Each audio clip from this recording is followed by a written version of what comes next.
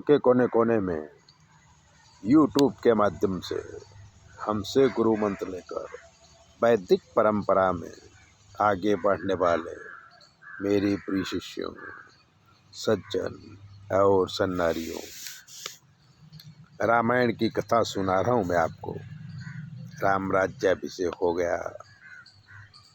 अब आज बताऊंगा कि राम राज्य कैसा था।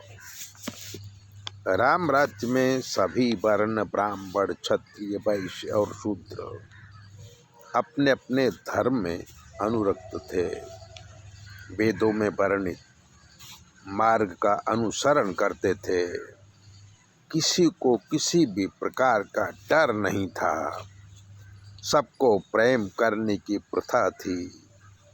किसी को किसी और प्रकार का रोग नहीं था।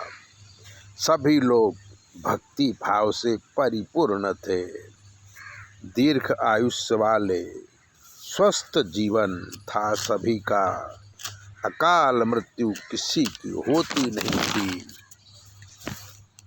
सभी स्त्री पुरुष धर्म को मानने वाले विद्वान सारे के सारे थे। ईर्षा द्वेष से रहित थे। दंड देने का काम सन्यासियों के हाथ में था। वो धर्म के अनुसार दंड देते थे। जंगल में दिव्य वनस्पतियां बढ़ रही थी। पेड़ फल और फूल से लदे रहते थे। हिंसक पशु भी अपना स्वभाव बदल लिया था। नदी तालाब में सुंदर निर्मल नीर था। पृथ्वी में संपूर्ण खनिज भरा हुआ था। सूर्य का प्रकाश आवश्यकता के अनुसार गर्मी होती थी। बरसात समय पर होती थी। सीता जी दिन रात राम जी तथा सासुओं की सेवा करती थी। अनेक दास दासी होते हुए भी रसोई स्वयं बनाती थी।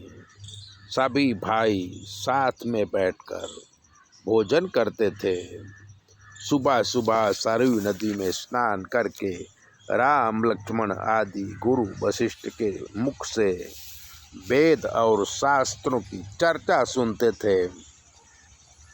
सरयू नदी के किनारे अनेक मंदिर थे जिसमें तपस्वी सन्यासी निवास करते थे।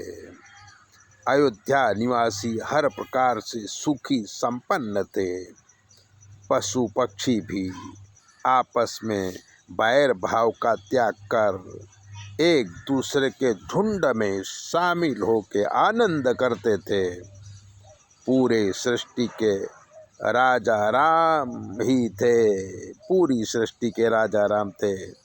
देवता भी उनकी सलाह लेने राज दरबार में आते थे। ऐसा था राम राज्य जो फिर से आएगा।